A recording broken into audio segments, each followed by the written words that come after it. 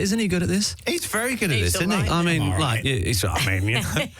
right. I only have to listen to about 10 minutes a year when I'm sitting in the waiting room waiting to come on. Let's put on the cameras and then you'll be able to see this handsome, cool-looking dude that never really looked like that until a mistake happened. A mistake? He had straightened the hair and put on some mascara or something and then became this handsome, legend, talented man, whereas before just a goofball, geeky, nerdy man. Right. Ladies and gentlemen, what an intro this is. Can you tell it's not written?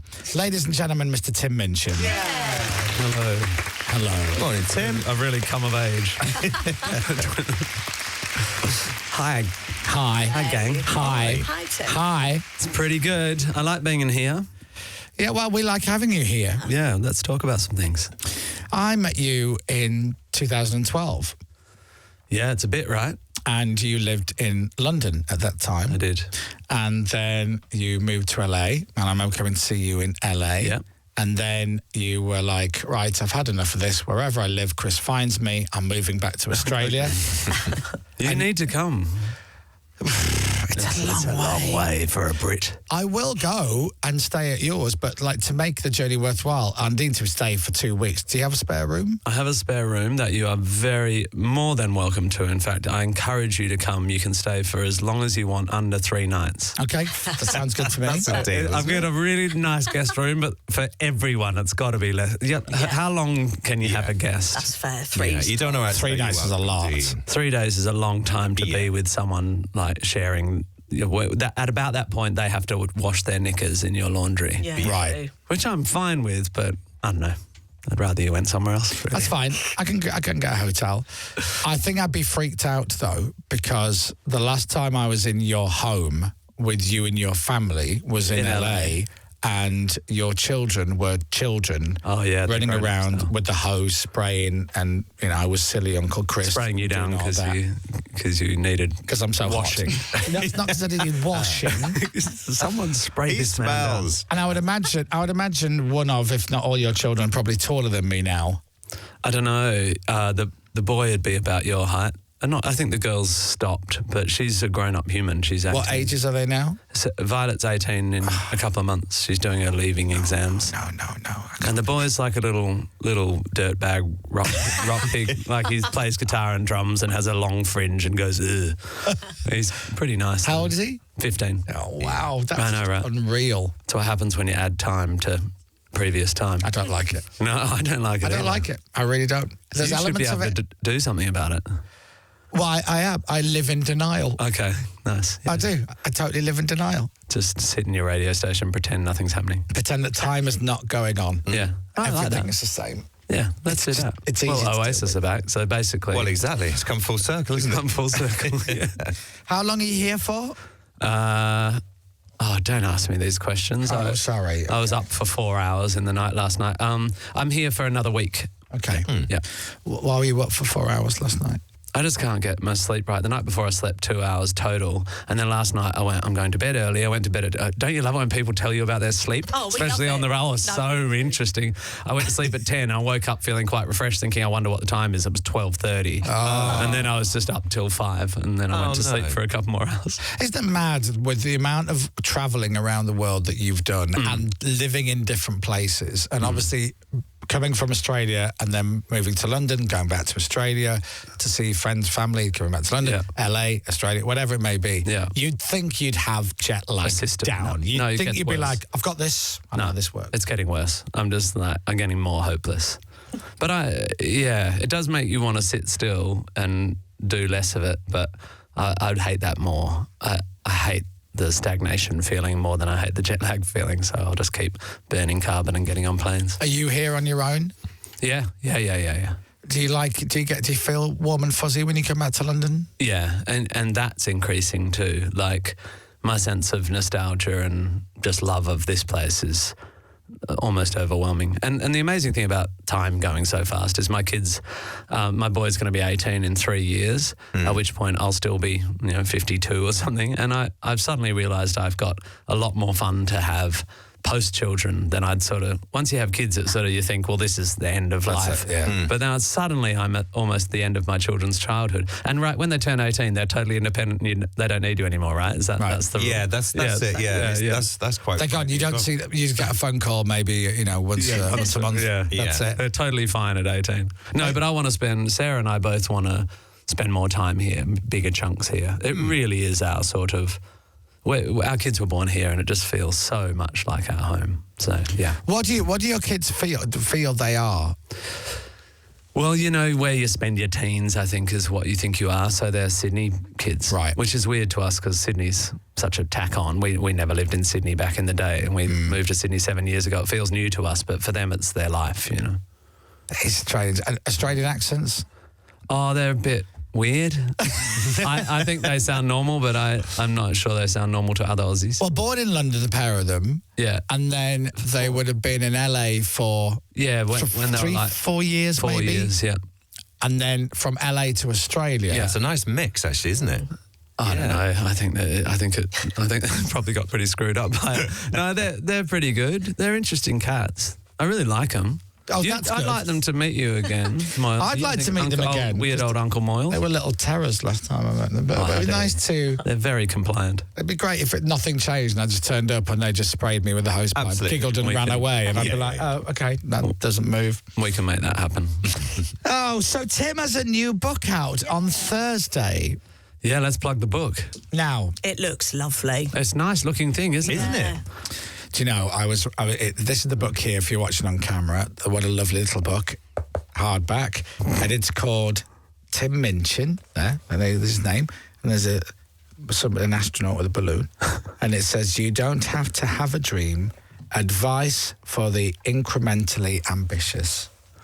You're so good at this. You should have one of those book clubs on TikTok. You do like big words. You can't just call it Tim Minchin's advice book, can you? You have to put your big flourishy, I know big words. What do you think that's about? That's insecurity, isn't it? That's me trying to show I'm smart. What was your live show you did called Naval? What was that full title? That's old. That's very strange that you're recalling that. You must have been Googling.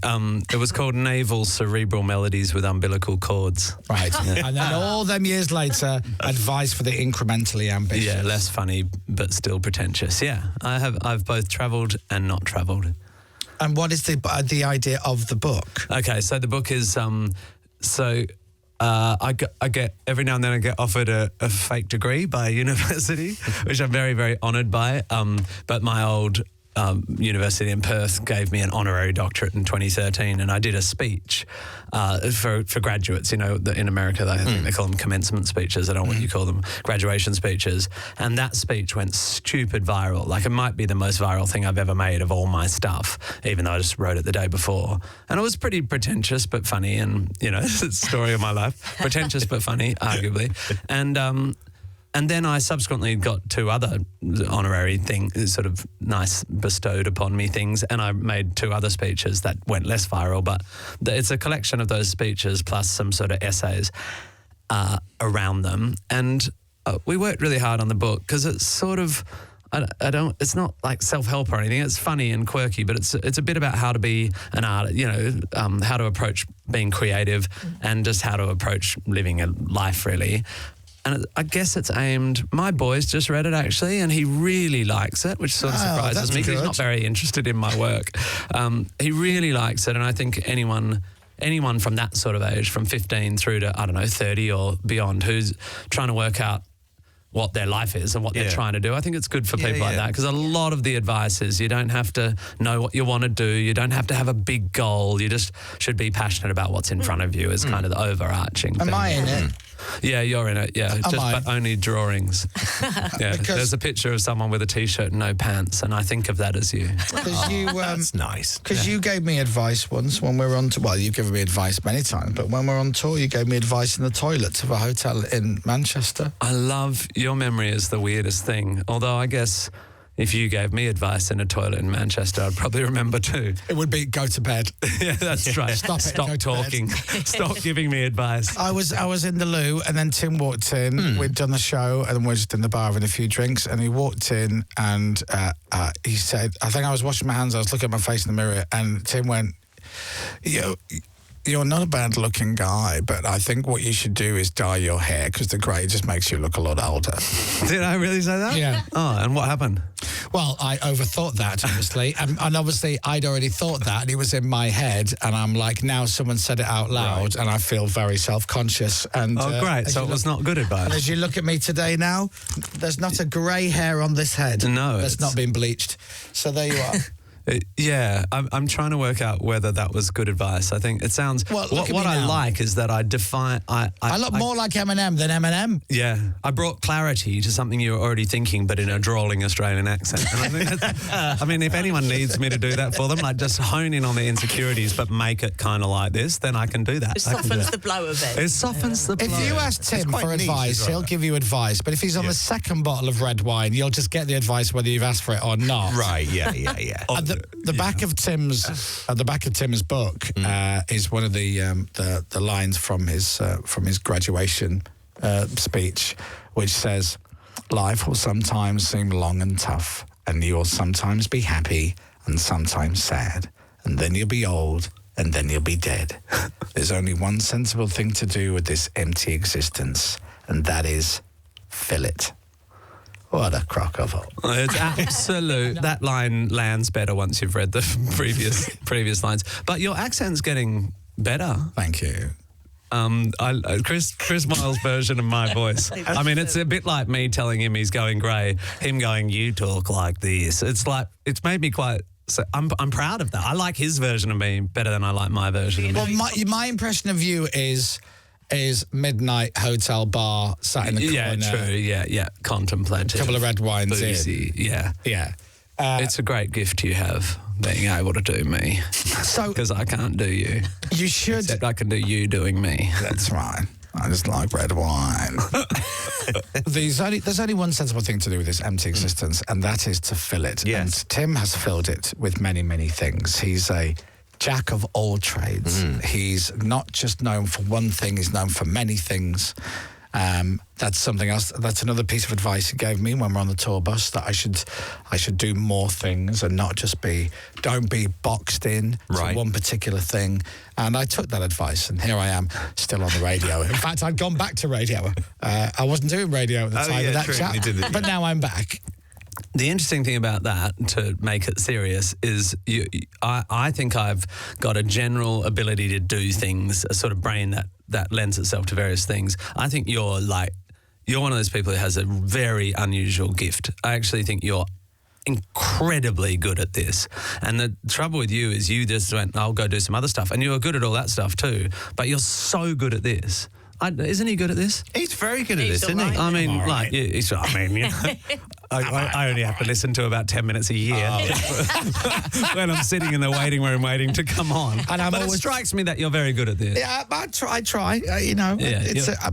I'm skilled in a little. It's the only job I've ever had. It's a very discreet vocation, but it's yours, baby. You know? Yeah. Hey, look, you're DJing now as well, aren't you? Yeah, I'm actual DJ. You and Sporty. You and Mel. Yeah, no, but I don't mind. I'm like real. I'm only joking, Melanie, if you're listening. She gets very upset when I make that joke.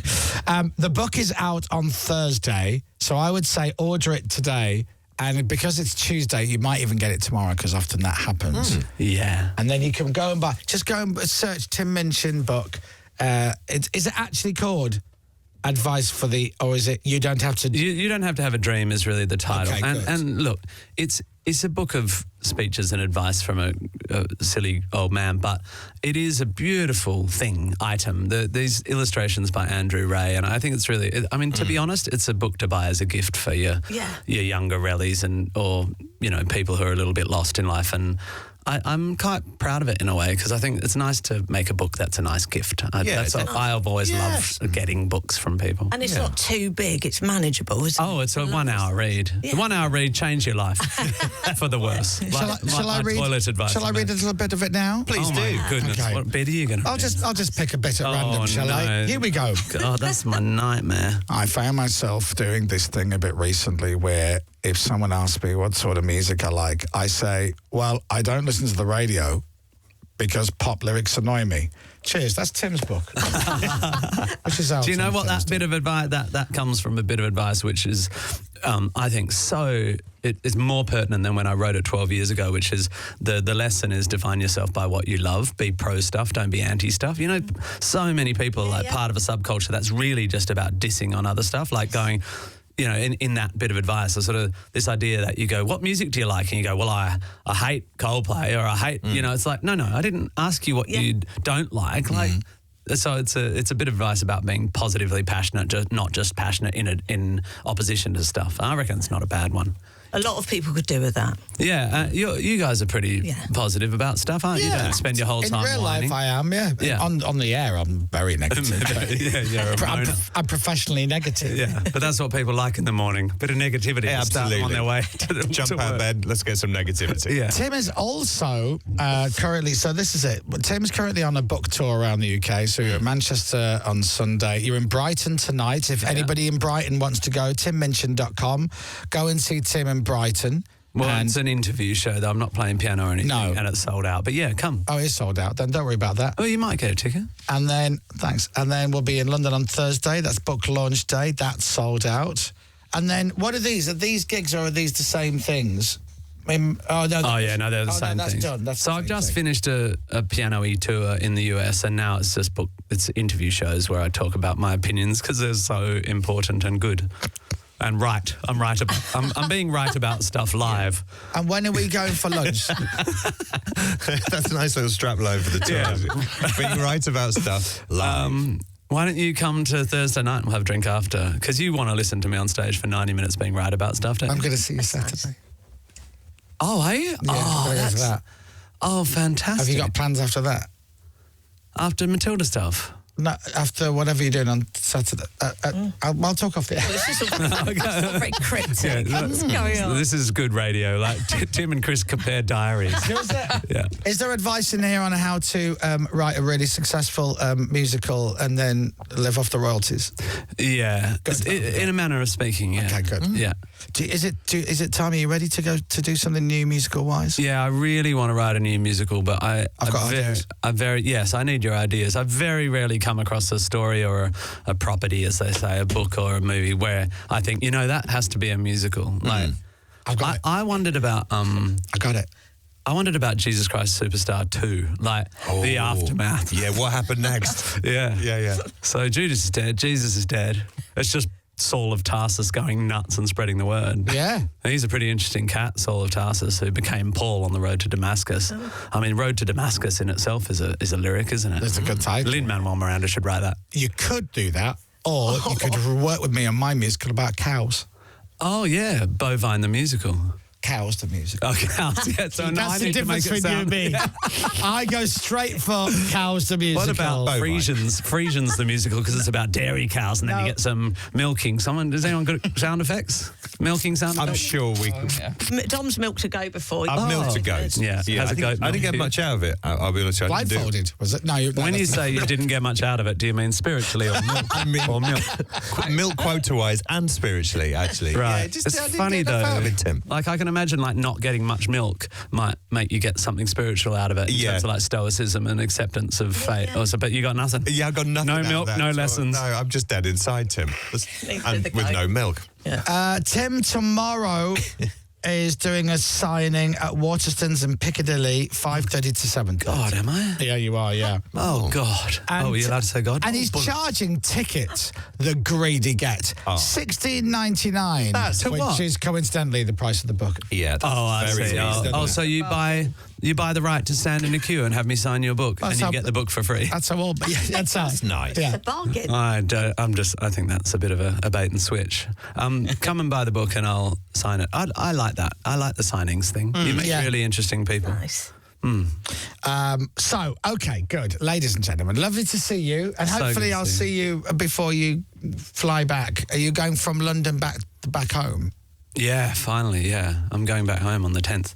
I've been out it'll be 6 weeks by the time I go home, so I'm very much looking forward to seeing my children. And then when will we see you again?